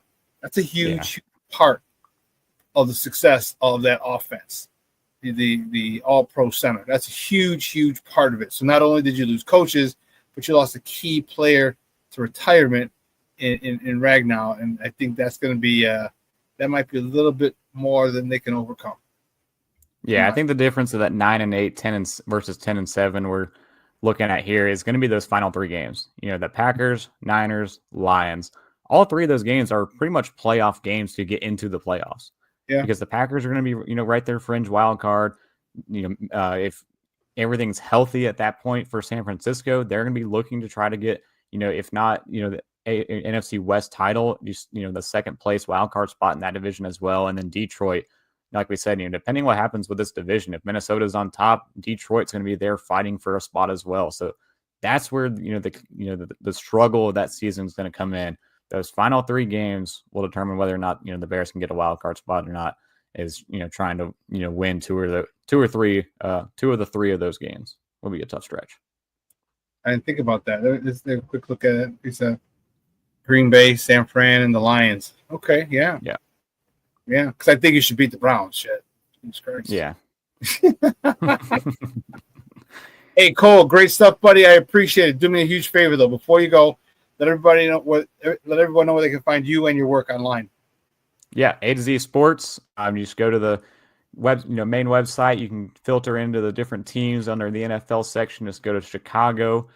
Check out all the Chicago news there, and then on Twitter as well, at A to Z _slaw on Twitter. I post some articles on there, some thoughts throughout the game, all those types of things. So we're trying to keep the content rolling, and should be a good season, Shawn. I'm definitely looking forward to it, and hopefully some excitement on the way with this new team. Cole, great stuff, buddy. I appreciate your time, Papa. Thank you. Thank you. All righty. Guys, that's Kole Nole from A to Z Sports talking Bears football. He got him 9-6. I got him 10-7. We're right there. All right. And it's going to be fun. There's a lot of good things. I'm telling you, this Cornelius just posted something I saw. He said, Shorty. Mr. Shorty says, Shawn, the Vikings lost a ton of players. I just watched John Gruden NFC North breakdown, and I was shocked to see the players they lost. But both my receivers might not play in game 1. If they don't, that'd be dope. That'd be dope. Man, that'll be dope. And you know what? That's that cheap win, that extra win. You know what? I don't give a rat's ass. All right? No one cares about us no one cuts us any slack when we're injured, when we have injuries. It's the nature of the beast. Sorry, Papo, it's the nature of the beast. So if Justin Jefferson doesn't play and Addison is out already for 4 games for the suspension, it's not our issue. It's not our issue. All right? We get no mercy when we're hurt. You get no mercy. You don't get any empathy or sympathy. Not empathy. You don't get any sympathy when your star players are hurt. Sorry. It's the nature of the beast.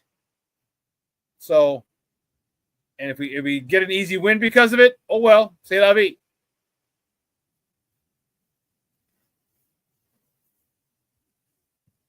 Plank, I don't give a shit. No. You know why? I want easy wins. Wins come with confidence comes with wins. So if we beat Minnesota not at full strength and we get a dub, I'll take it. But we can get more chemistry and everything later. I want early success with this team. All right, if Minnesota's not at full strength, hug them. Sorry. Again, no one feels sorry for us when we're hurt.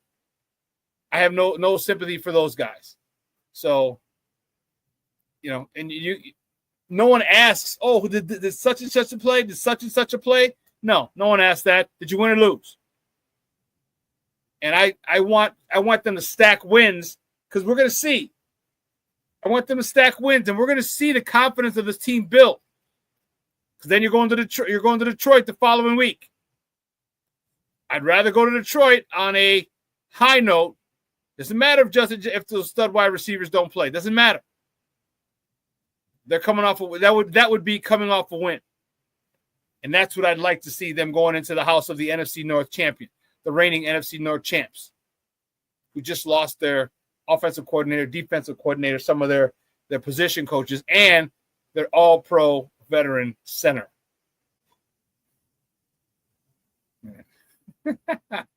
Junior, credit.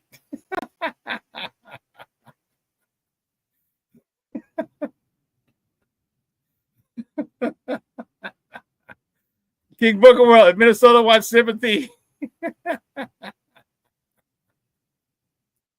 because they're not at full strength, they can look at a dictionary between shit and syphilis. You're right.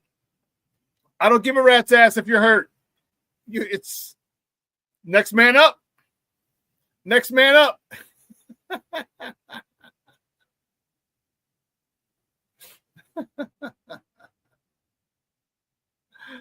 Oh man, you guys are killing. And yeah, I agree with you. Look, you see my shirt. You see my shirt. Coaching matters. You lost all them coaches, offensive coordinator, defensive coordinator, your wide receivers coach. You lost DB's coach. Man, you're gonna lose a lot. Coaching matters. And this will be available on Sports Zone Chicago Swag Shop. And when they're in Detroit,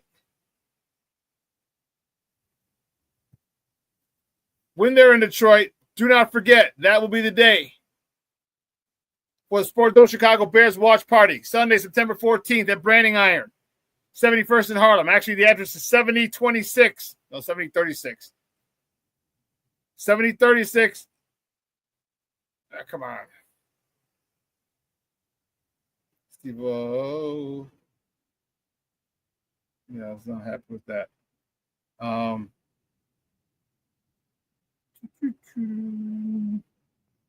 Here.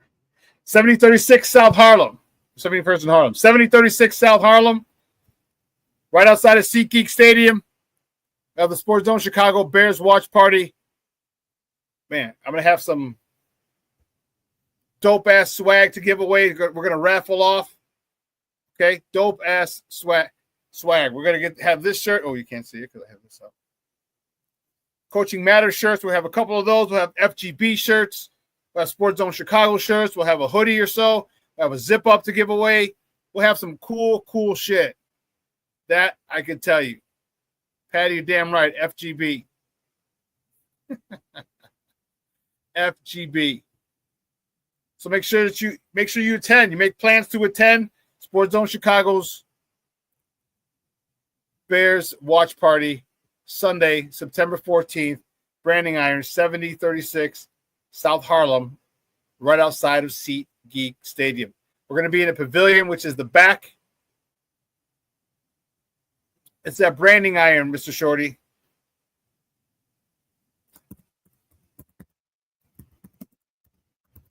Right by SeatGeek, it's SeatGeek Stadium. SeatGeek Stadium's pushed back a little bit. It's in front of it. There's a little strip mall.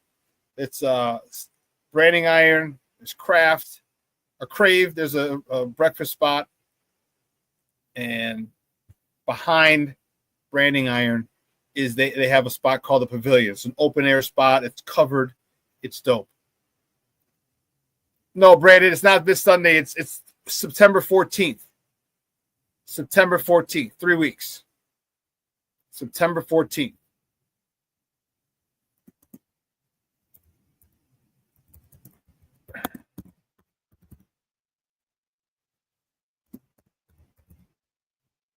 It's in Bridgeview, Illinois.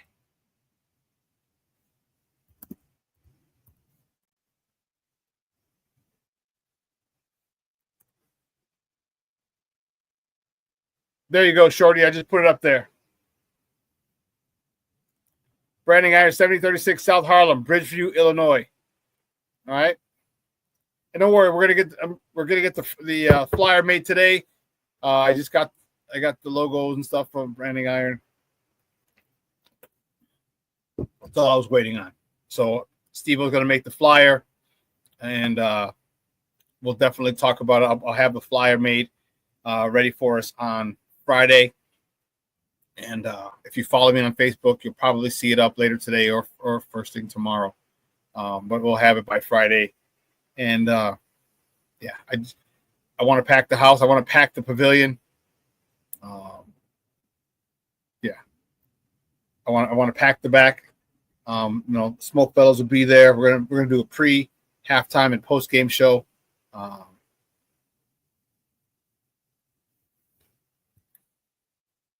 Well, just take 294.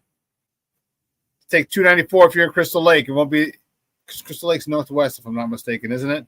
Let's see, Crystal Lake. Yeah, 50.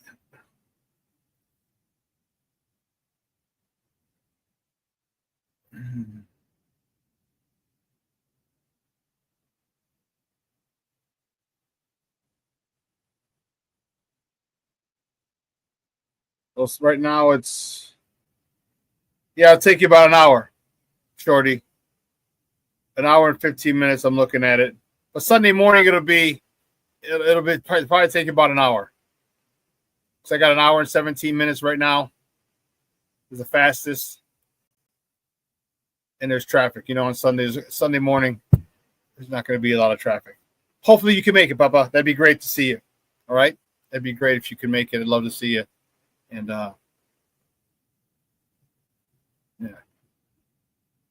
Brandon says, thank you. Would you tell Steve I said hi? Will do. All right.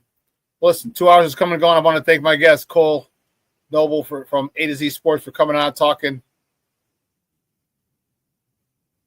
Bears football with me. Brandon says, I'll be at church that day, the 14th. Okay.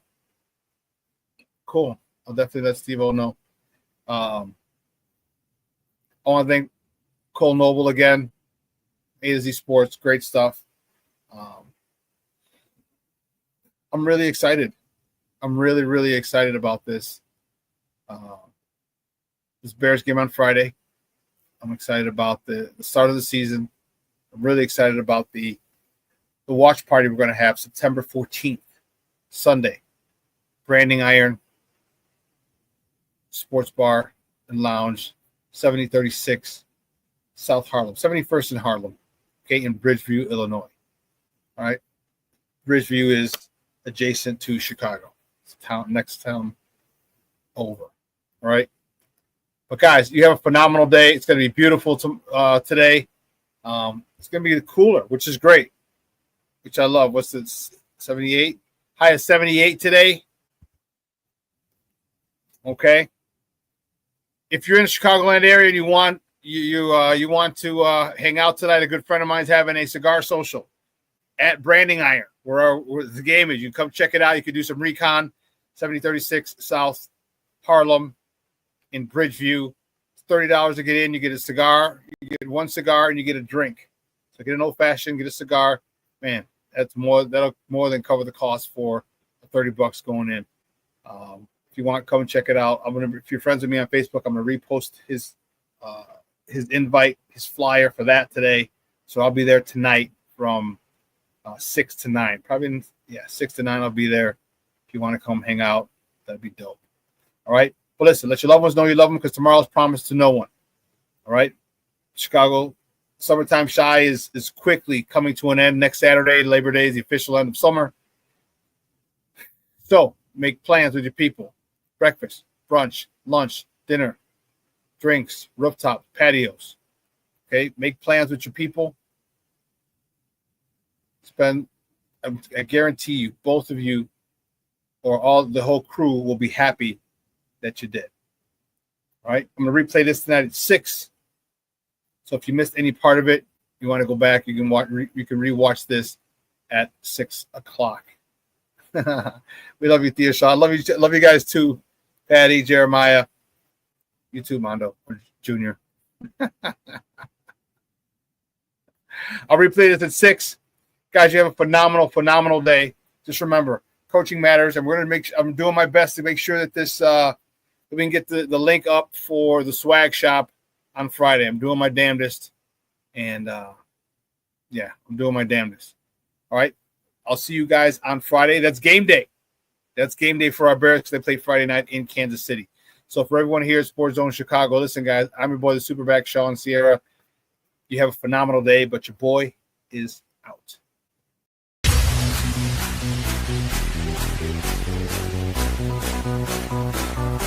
Come on, race the race.